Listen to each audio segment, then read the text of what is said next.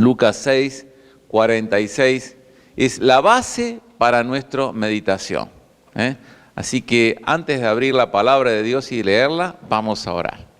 Padre Celestial, gracias te damos en esta mañana que podemos venir hasta tu casa y podemos abrir tu palabra, Señor, y te pedimos que por ella tú nos hables y nos digas, Señor, qué quieres para nuestras vidas. Te alabamos y te damos las gracias por todo lo que tú nos das en el nombre de Cristo Jesús. Amén. Dice el versículo 46, ¿por qué me llamáis Señor, Señor, y no hacéis lo que yo digo? Todo aquel que viene a mí y oye mis palabras y las hace, os indicaré a quién es semejante. Semejante es al hombre que al edificar una casa, cavó y ahondó y puso el fundamento sobre la roca. Y cuando vino una inundación, el río dio con ímpetu contra aquella casa, pero no la pudo mover, porque estaba fundada sobre la roca. Mas el que oyó y no hizo semejante, es semejante al hombre que edificó su casa sobre la tierra sin fundamento, contra la cual el río dio con ímpetu y luego cayó, y fue grande la ruina de aquella casa. Este es el tema y el título que vamos a tener en esta mañana para tratar. El sabio edifica sobre su casa. Por eso es interesante el esquema de lo que vamos a tratar. Vamos a ver quién es el sabio, vamos a ver quién es el que edifica o cómo se edifica y vamos a ver quién es la roca. ¿Lo entendieron? Bueno, entonces ya cerramos la Biblia, ya se dio el mensaje. Porque es así tan simple, es saber cómo se llega a la sabiduría, saber cómo se edifica y saber quién es la roca sobre la cual tiene que estar edificada la casa. Por eso tenemos que ver algunos conceptos. No se asusten mucho, pero vamos a tratar de verlos, de qué significa ser inteligente y qué es ser sabio. Y uno piensa que son similares, pero no son iguales, y esto es lo que queremos destacar. La inteligencia es justamente es esa facultad o la capacidad, ¿no es cierto?, de la mente que permite aprender, entender y razonar, tomar decisiones y formarse una idea determinada de la realidad. Es rápidamente conectar a lo que uno tiene en la cabeza, ¿no es cierto?, tiene en el cerebro, tiene en la mente, rápidamente la idea. Por eso cuando le preguntan 2 por 2 enseguida dice 4. Eso es la rapidez con que uno puede tener una inteligencia. Mi señora me dice, ¿te imaginás cómo quedaría esto? Y yo digo, no. Entonces, hay muchas veces que me pasa esas situaciones en casa. No tengo la capacidad para razonar o para imaginarme algo. Sin embargo, me dice, ¿dónde queda el norte? Y le digo, para allá. Enseguida saco, porque tengo otra habilidad. Y así tenemos cada uno de nosotros una inteligencia dirigida hacia algo que relacionamos de una manera diferente. Pero la sabiduría, ¿qué es? La sabiduría es diferente. Estábamos viendo la inteligencia y ahí vemos, ahí tenemos la sabiduría. La sabiduría es el conjunto de conocimientos amplios y profundos que se adquieren mediante el estudio o la experiencia, facultad de las personas para actuar con sensatez, prudencia o acierto. Esto es diferente. La sabiduría nos va marcando qué persona sabia. Y ya se la mira con una diferente a la que es inteligente. La persona sabia es la que actúa con la inteligencia. Por eso cuando las comparamos las dos, tenemos ahí las dos definiciones, ¿no? Tenemos que una persona sabia va a ser aquella, primero, ¿no es cierto?, que va a tomar decisiones con la inteligencia y formarse una idea para después poder ponerla en la prudencia o el acierto. La va a poder poner en práctica. Y esto va a surgir de dónde surge esa sabiduría. ¿Cómo la puede tomar? Fíjense que dice mediante el estudio o la experiencia. Y esto es lo que queremos desarrollar. ¿Cómo ser sabios en esta mañana? Si habíamos invitado más gente, porque esto es lo que todos queremos aprender. ¿Cómo llegar a ser sabios? ¿Cómo llegar a comprender este tema? Entonces, la sabiduría nos va a llevar a tomar una decisión correcta. ¿Cuál sería la primera decisión correcta para demostrar que somos sabios? Es entender y comprender de que podemos adquirir sabiduría cuando nosotros vamos a la palabra de Dios, que es el manual del fabricante, porque entendemos que Dios nos ha creado como seres humanos y Él nos ha formado y nos ha dado la posibilidad de adquirir el conocimiento necesario para nosotros poder desempeñarnos y ser exitosos. ¿Y saben cuál es el primer éxito que tenemos que tener? Es comprender que Dios nos ama. Y cuando comprendemos que Dios nos ama, entendemos y comprendemos que en esa sabiduría que nos hace comprender que Dios nos ama, podemos llegar a ser cristianos por aceptar la obra de Cristo. Esta relación, ¿no es cierto?, nos hace equipararnos a un hombre sabio, porque hemos tomado la decisión más sabia, aceptar a Cristo como nuestro Salvador. Cuando lo hacemos de esta manera, empezamos a ver por qué somos cristianos, que es la primera pregunta, ¿no? ¿Cómo somos o cómo nos hicimos cristianos? Ah, muy fácil. Yo vengo a la escuela dominical desde chiquito. Yo me crié en un hogar cristiano. Yo me he bautizado. Yo he tenido una vida, ¿no es cierto?, de muchos años en esta iglesia. Inclusive yo me acuerdo cuando estaba esta iglesia en otro lugar, yo venía con otro grupo. Pero lo que estamos viendo, ser cristiano, es tener una relación personal con Cristo, con Dios por medio de Jesucristo. Eso es ser un cristiano. Y esta es la primera decisión sabia que tenemos que tener nosotros.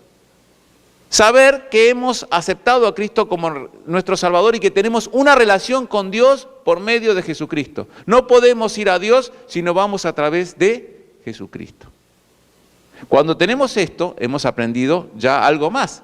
¿Y cómo sabemos o cómo estamos seguros de esto? Mire, la palabra de Dios, y yo les dije que esta mañana quería hablarlo, en primer lugar, y justamente sellando a la palabra de Dios, nos dice en Efesios capítulo 1, versículo 13, en Él también vosotros, habiendo oído la palabra de verdad, el evangelio de vuestra salvación, y habiendo creído en Él, fuisteis sellados con el Espíritu Santo de la promesa. Esa es la realidad que tenemos. Tenemos un sello que nos dice que somos cristianos, porque hemos creído y hemos oído la palabra. Por eso hay que estar atento y uno dice, ¿qué es? No vengo solamente a estar acá en este banco hoy, en este asiento. Vengo a escuchar la palabra de Dios y ella es la que me tiene que hablar y me está nuevamente mostrando el camino que tuve de la salvación. Pero no solamente eso, también me da un testimonio y dice Romanos capítulo 5, versículo 5, también algo muy importante como es, y la esperanza no avergüenza, porque el amor de Dios ha sido derramado en nuestros corazones por el Espíritu Santo que nos fue dado. Esto es un testimonio de que Dios nos ha dado su Espíritu Santo para que también en Él nos ha transmitido también su amor para con nosotros. Y volvemos al mismo texto de Efesios, con el cual dice, pero ¿qué garantía tengo yo? Hay una palabra que en la versión Reina Valera 60, tal vez nosotros no la conocemos mucho, pero significa eso, garantía. Dice el capítulo 1, versículo 14, que Él es las arras, o sea, el sello que tenemos, es la garantía de nuestra herencia hasta la redención de la posesión adquirida para alabanza de su gloria. Con ello estamos viendo que somos sellados, que tenemos un testimonio y que tenemos una promesa por el Espíritu Santo. Más garantía, más seguridad. Ya sabemos entonces cómo estamos siendo sabiamente conducidos a nuestra vida cristiana a través de la palabra de Dios que nos afirma lo mismo. Pero también, ¿cómo podemos nosotros crecer como cristianos? Hay un salmo, el Salmo 1, un hermoso salmo, que ahí está hablando no solamente a los hombres, ¿no?, porque dice el varón, pero sino todo ser humano que tiene esta actitud para con Dios. El Salmo 1, un hermoso salmo que empieza en sus 3 primeros versículos a decir, bienaventurado el varón que no anduvo en consejo de malos, ni estuvo en camino de pecadores, ni en silla de escarnecedores se ha sentado, sino que en la ley de Jehová está su delicia. y en su ley medita de día y de noche. Será como árbol plantado junto a corrientes de agua, que da su fruto en su tiempo, y su hoja no cae. Y todo lo que hace prosperará. Qué camino de la sabiduría, ¿eh? Qué seguridad que nos puede dar, cómo podemos crecer cuando tenemos buena firmeza en una buena raíz que está bien alimentada. Y dice, pero he escuchado esta anécdota, cualquier parecido a la realidad es pura coincidencia. Decía un predicador que le hablaba, usted tiene que crecer, a una hermana, dice, usted tiene que crecer, ¿no?, en la vida cristiana. Usted me va a decir a mí de crecer. Yo llevo 30 años en esta iglesia. Entonces el predicador le dice, usted lleva 1 año de cristiano repetido 30 veces. Que no es lo mismo, que no es lo mismo. Crecer significa, justamente, tomar la profundidad de las raíces y seguir creciendo en la sabiduría de la palabra de Dios. Ese es el camino de la sabiduría. Pero bueno, vamos a ver un poquito más. ¿Qué aumenta nuestra condición de sabios? En primer lugar, en lo que creo por ser cristiano. Ya les dijimos que éramos unos cristianos, tomaba una actitud al tomar al Señor Jesucristo. Pero ¿cómo soy en lo que creo? En lo que creo por ser cristiano es lo que diariamente me alimenta. Claro, yo me voy de acá hoy domingo con un mensaje masticado. Pero ¿qué hago yo en mi vida cristiana diariamente? ¿Cómo voy llegando a crecer? Opro. Opro. ¿Qué significa opro? A ver, todos digan opro.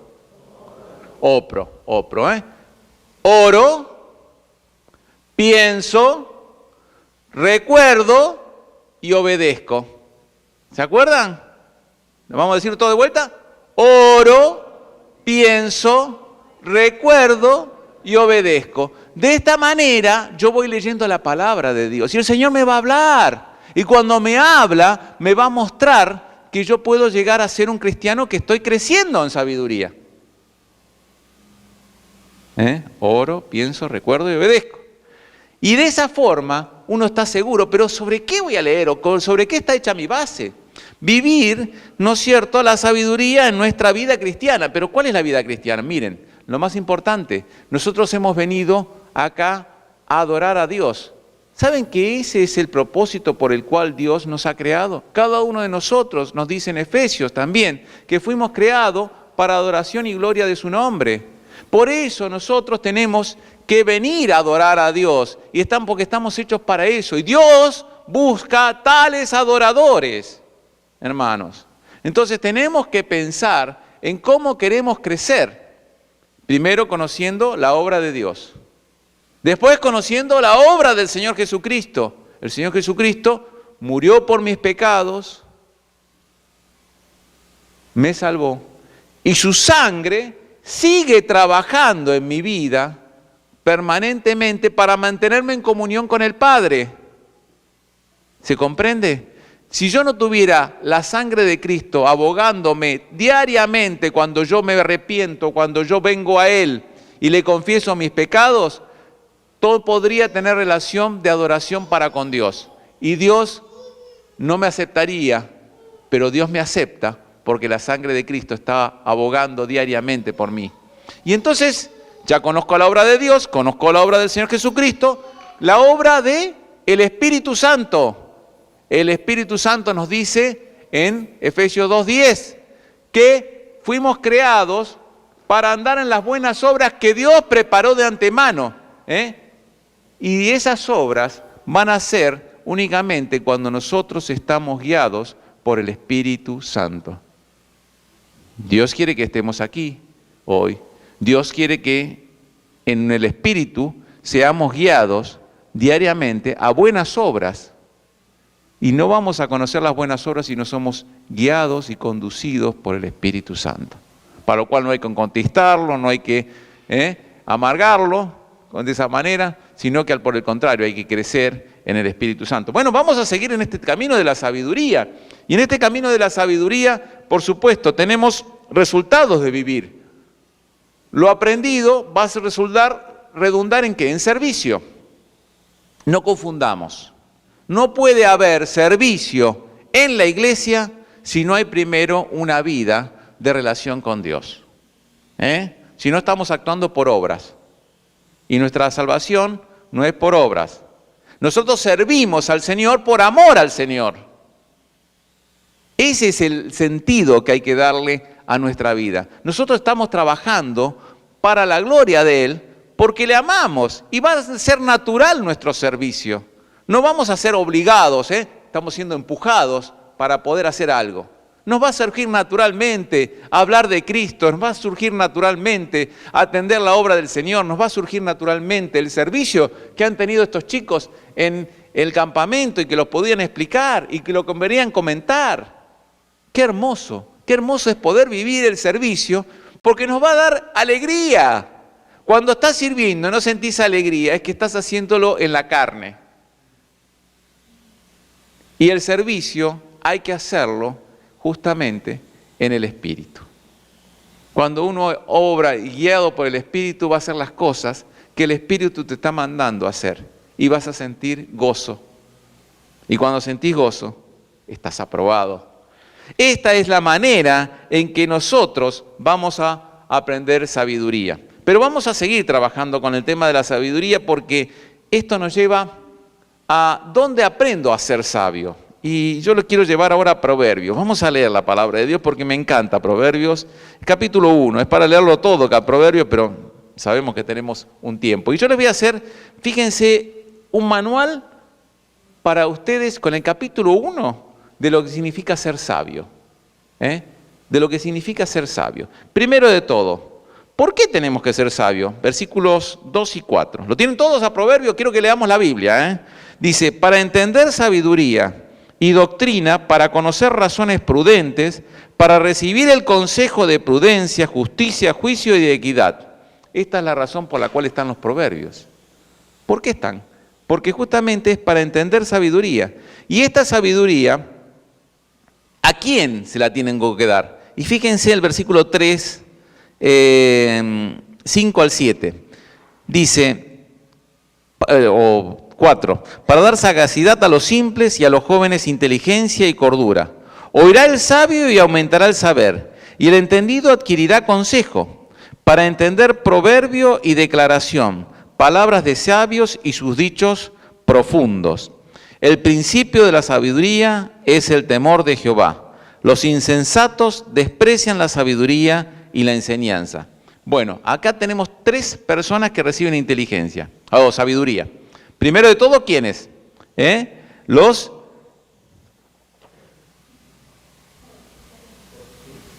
simples. Eso es bueno.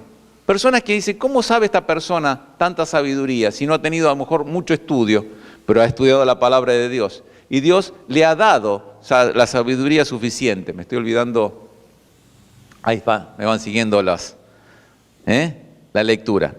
Los que están en los principios y los que ya son sabios también van a adquirir más sabiduría. Y esto es lo bueno, que el Señor nos va nivelando permanentemente. El desafío de la vida cristiana es seguir creciendo día a día. No tiene límite. El crecimiento en la vida cristiana no tiene límite. Ustedes dicen, bueno, un conocimiento, a lo mejor termino en una carrera. Nunca se diploma uno de cristiano, siempre va creciendo. Hasta que el día es perfecto. Hasta que lleguemos a la misma presencia del Señor. Seguimos viviendo en esta imperfección, pero sabemos que un día, ya en la gloria, sabremos todo. Bueno, vamos a seguir un poquito más. ¿En dónde se aprende la sabiduría? En mi hogar. ¿Cómo en mi hogar? Fíjense lo que dice el versículo 8 y 9. Oye, hijo mío, la instrucción de tu padre y no desprecies la dirección de tu madre, porque adorno de gracia serán a tu cabeza y collares a tu cuello. Quiere decir que en un hogar, cada uno de nosotros tenemos una responsabilidad, como padres, de enseñar la palabra, como madres, también de guiar a los niños a que vengan a la iglesia. Y en la escuela, y como decíamos en las reuniones de matrimonio, los hijos son un sismógrafo, son un detector de los temblores. Si hay discusión en el hogar, ¿qué están aprendiendo los niños? Están aprendiendo que hay tensión, cuando nosotros tenemos que estar instruyéndolos en la palabra de Dios. Porque esta es la escuela que tiene que surgir. ¿Dónde más? ¿Qué más nos dice la palabra de Dios? A rechazar la mala junta. No sé si la palabra lo entienden. La mala junta. No te juntes con tal persona que es mala. Fíjense lo que dice el versículo 10. Hijo mío, si los pecadores te quisieran engañar, no consientas. Si dijeren, ven con nosotros, pongamos acechanza para derramar sangre, acechemos sin motivo al inocente, los tragaremos vivos como el Seol, y enteros como los que caen en un abismo, hallaremos riquezas de toda clase, ya llenaremos nuestras casas de despojos, echa tu suerte entre nosotros, tengamos todos una bolsa. Hijo mío, no andes en camino con ellos, aparta tu pie de sus veredas, porque sus pies corren hacia el mal y van presurosos a derramar sangre, porque en vano se tenderá la red ante los ojos de toda ave, pero ellos a su propia sangre ponen acechanza y a sus almas tienden lazo. Tales son las sendas de todo el que es dado a la codicia, la cual quita la vida de sus poseedores. La mala junta. ¿Cuántas veces tenemos que dar consejos sobre no te juntes con tal? ¿Cuántas veces está el escarnecimiento que decíamos en el Salmo 1? ¿Cuántas veces están estas situaciones? Y la Biblia nos dice en un manual de sabiduría que no nos juntemos, pero también nos dice, para mostrar la diferencia de quién es sabio, 20 al 26 dice, la sabiduría clama en las calles, alza su voz en las plazas, clama en los principales lugares de reunión, en las entradas de las puertas de la ciudad, dice sus razones. ¿Hasta cuándo, oh simple, amaréis la simpleza? Y los burladores desearás el burlar, y los insensatos aborrecerán la ciencia. Volveos a mi reprensión. He aquí yo derramaré mi espíritu sobre vosotros, y os daré saber mis palabras. Por cuanto llamé y no quisiste oír, extendí mi mano y no hubo quien atendiese, sino que desechasteis todo consejo mío, y mi reprensión no quisisteis. También yo me reiré en vuestra calamidad y me burlaré cuando os viniere lo que teméis.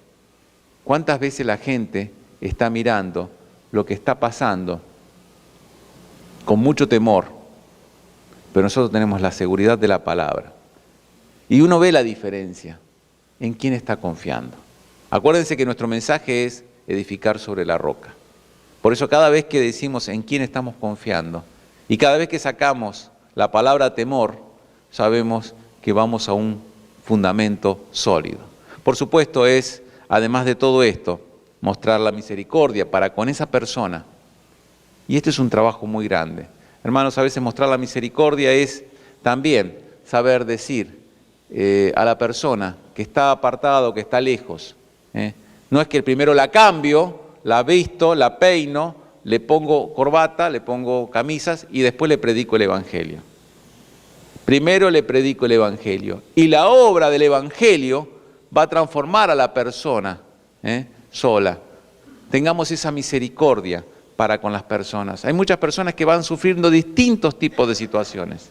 Y en esas situaciones nosotros tenemos que tener la misma misericordia que tuvo Dios para con nosotros. Después la palabra termina en el 33, mas el que me oyere habitará confiadamente y vivirá tranquilo sin temor del mal. Es un versículo donde, es un capítulo entero donde podemos ver toda la diferencia del que busca la sabiduría. Ahora vamos a saltar, ¿no es cierto?, después de ver este texto, ¿no es cierto?, que nos dice, para que el Dios de nuestro Señor Jesucristo, el Padre de gloria, os dé espíritu de sabiduría y de revelación en Él, conocimiento de Él, Efesios 1:17. Entonces ahora vamos a ver quién es la roca. Y sabemos muy simple, Jesucristo es la roca. Y todos bebieron de la misma bebida espiritual. Esto es porque bebían de la roca espiritual que los seguía. Y la roca era Cristo, 1 Corintios 10:4. Nosotros hemos visto que habló antes una definición de lo que era roca. Ahora vamos a ver que hay 3 definiciones de roca en el griego. Una es la roca, ¿no es cierto?, como es Petra. Y Petra es la roca esa que hemos visto en Mateo 6:48, esa roca viva. También hay una roca que se llama, ahí están las definiciones acá, litos en el griego. Esa es una roca que es una piedra elaborada, es una piedra trabajada. Entonces, esa es la piedra de la cual nos habla 1 Pedro. Los invito a leer 1 Pedro, capítulo 2, versículo 4. Dice, acercándoos a él, piedra viva, desechada ciertamente por los hombres, mas para Dios escogida y preciosa. Vosotros también como piedras vivas sed edificadas como casa espiritual y sacerdocio santo, para ofrecer sacrificios espirituales aceptables a Dios por medio de Jesucristo. Por lo cual también contiene la Escritura, he aquí, pongo en Sión la principal piedra del ángulo, escogida, preciosa, y el que creyere en él no será avergonzado. Para vosotros, pues los que creéis, él es precioso, pero para los que no creen, la piedra que los edificadores desecharon ha venido a ser la cabeza del ángulo, y la piedra de tropiezo y roca para hacer caer, porque tropiezan en la palabra, siendo desobedientes, a lo cual fueron también destinados.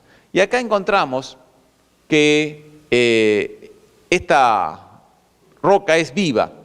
Yo digo, ¿cómo puede ser algo que nosotros sabemos que lo primero que nos enseñaban en la escuela, que hay 3 reinos: el animal, el vegetal y el mineral?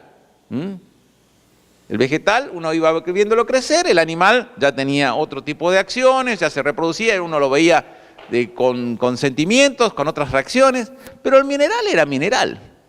Ese estaba siempre igual, siempre conservó la misma situación.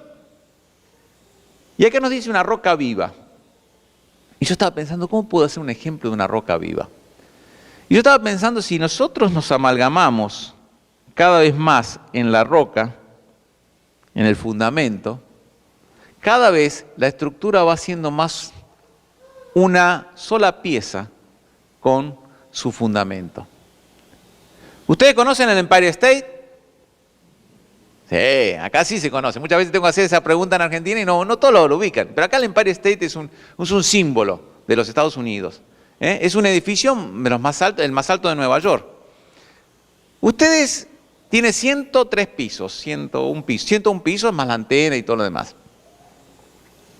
¿A qué profundidad están los cimientos? Pregunto.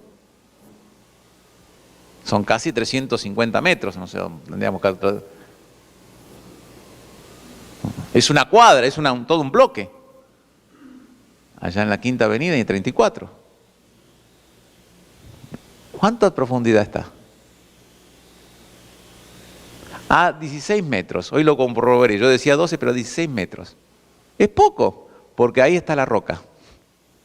Y ahí encontraron el lugar para poder edificar el edificio y competir en ese momento el Empire State de la General Motors, ¿no es cierto?, contra el edificio Chrysler que estaba enfrente, y lo hicieron más alto. Y así pasa en el hombre muchas veces la competencia. Pero lo que me llamó la atención es lo poco que cavaron para poder encontrar, porque encontraron la roca enseguida. Tan fácil es encontrar la profundidad de una roca y sin embargo a veces tan difícil es para el hombre encontrar a Cristo, ¿no? Y hacerse uno en esta roca viva. En segundo lugar, es una roca despreciada, dice el Salmo 118. Son los pasajes que están relatados aquí. Esa roca despreciada por los edificadores, ¿no? Y muchas veces nosotros estamos despreciando al nombre, sigue despreciando a Jesucristo, esta roca viva, que puede ser su solución. En tercer lugar, es una roca escogida y preciosa. Y esta es la relación personal que cada uno de nosotros. Hermano, ¿qué es para vos, Señor Jesucristo? Cuando vos pusiste tu fe en Él. ¿No ha pasado a ser precioso? ¿No ha sido algo que cambió tu vida? ¿No ha sido escogido? ¿No ha sido algo que verdaderamente uno puede alabar que estamos en ese lugar? En cuarto lugar, es la principal piedra y cabeza del ángulo. Esta es una palabra que a veces nos resulta difícil de entender cómo era una construcción. Pero les voy a dar una ayuda. Fíjense este bloque. Ahí hay una construcción. Y fíjense que esa piedra, que tiene una forma de cruz, pero que está haciendo en un ángulo, está haciendo para que encaje ¿en qué lugar? Exactamente en ese lugar. No puede ir en otro lugar, porque va en ese lugar. Y sobre esa piedra se van construyendo todos los demás. Eso es el Señor Jesucristo. En base a Él se nivela todo. En base a Él empieza todo a construirse. En base a Él es el lugar donde tengo que construir. Pero fíjense también que es la piedra de tropiezo. ¿Y yo se acuerdan que les dije que había 3 definiciones? A ver si me acuerdan. Petra, litos, y la tercera, ¿cuál es? Escandalón, que es la piedra que está acá de tropiezo. ¿Escandalón le suena a algo similar a? Escándalo, exactamente. Es justamente la que produce el escándalo. El piedra de tropiezo es un escándalo. Por eso ellos se asombraban de esa forma, de entender que podían encontrar en el Señor Jesucristo un escándalo. Y es así, el que no conoce al Señor Jesucristo vive en el escándalo permanente de decir que esto es locura para el que se pierde. Sin embargo, para nosotros Él es precioso. Por último, tenemos que ver qué es edificar. Y edificar es, justamente, significa construir, se refiere a fortalecer, a ser fortalecidos en la relación con Dios, en el andar cristiano y en la santidad. Como cristianos hemos de cuidar que todo se haga para edificación, como dice 1 Corintios 14, 26. Somos edificados por la palabra de Dios, Hechos 20, 12, y por el amor, 1 Corintios 8, 1. Y quiero dejar estos textos porque son formas en que nos edificamos. Diariamente nosotros tenemos que edificarnos uno al otro. Hermanos, acá ustedes tienen un pastor, gran muchacho. Con él, sinceramente, hemos entrado en estos días en comunión preciosa. Pero él es una persona administrativa, y perdonen el título, ¿no? Administrativa dentro de la tarea del pastor. El don de pastorado lo ejercemos todos. Todos, unos a otros, nos tenemos que pastorear.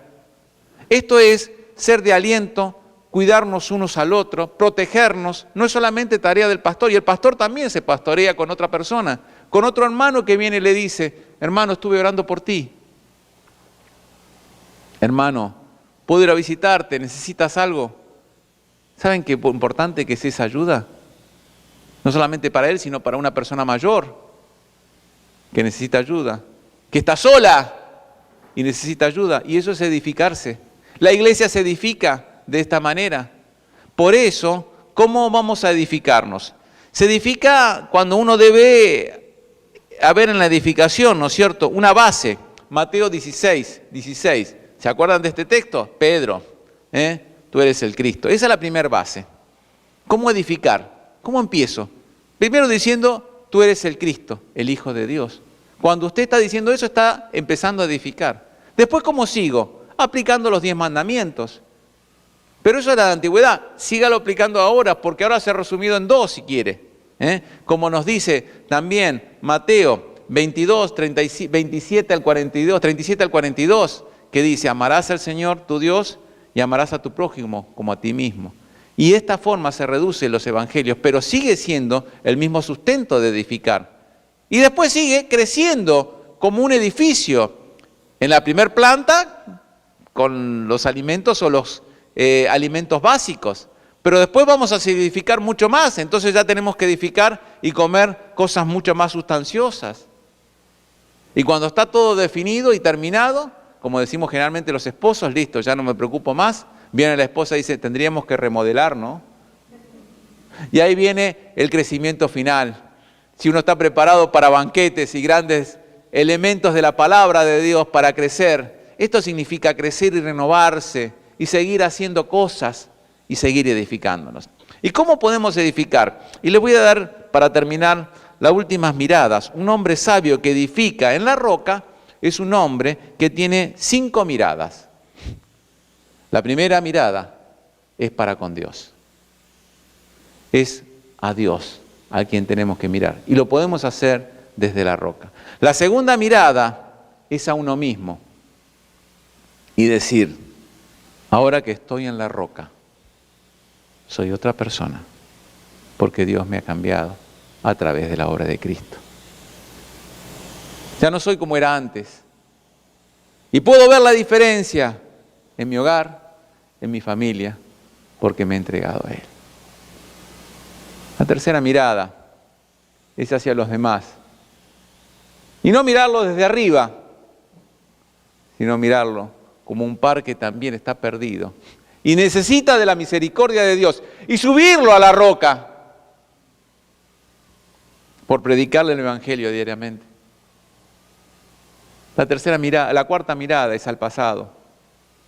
No tengo temor. Estoy tranquilo. El pasado quedó pisado. El pasado quedó cubierto por todo lo que el Señor Jesucristo pudo llevar en la cruz. Tengo esa tranquilidad de que ya nada me puede acusar del pasado. Tal vez venga alguien y me diga, yo te conocía a vos en otra época. Sí, es cierto. Yo era esto y aquello. Pero hoy, por la gracia de Dios, soy lo que soy, como dice Pablo. Y Señor Jesús, y no soy yo, sino la gracia de Dios conmigo. Hermanos, esta es la mirada que podemos dar entonces al futuro, porque tenemos una mirada que está puesta sobre la roca, mirando al Señor de gloria, que pronto viene, y viene por mí, y viene por la iglesia, y viene a buscarnos, y en esa tranquilidad y en esa confianza estamos pensando y mirando, Señor, ven pronto. Uno muchas veces pregunta, Señor, ¿este era el mensaje? Y le dije esta mañana a Daniel, tengo que cambiar el PowerPoint, y se preocupó, yo tenía todo preparado, no, es solamente una figura más. Porque es la que de esta mañana cuando miraba los mensajes recibidos, ¿no? El primero que me llegó, uno de los que vi, me vino con esta imagen que van a ver ahora. Y dije, esto es la confirmación de que teníamos que hablar de esto. Esto es justamente lo que significa estar en la roca. Dice el pasaje que hemos leído, Juan 15, ¿no es cierto? Ahí nos está hablando, yo soy la vid verdadera, la vid, vosotros sois los pámpanos. ¿Sí? El que permanece en mí y yo en él, este lleva mucho fruto, porque separados de mí nada podéis hacer. Juan 15. Pero la imagen que les quería dejar era esta. Impresiona, ¿no? La roca pegando contra, el agua pegando contra la roca. Y el Salmo 18:2 dice, Jehová, roca mía y castillo mío, y mi libertador, Dios mío, fortaleza mía, en él confiaré.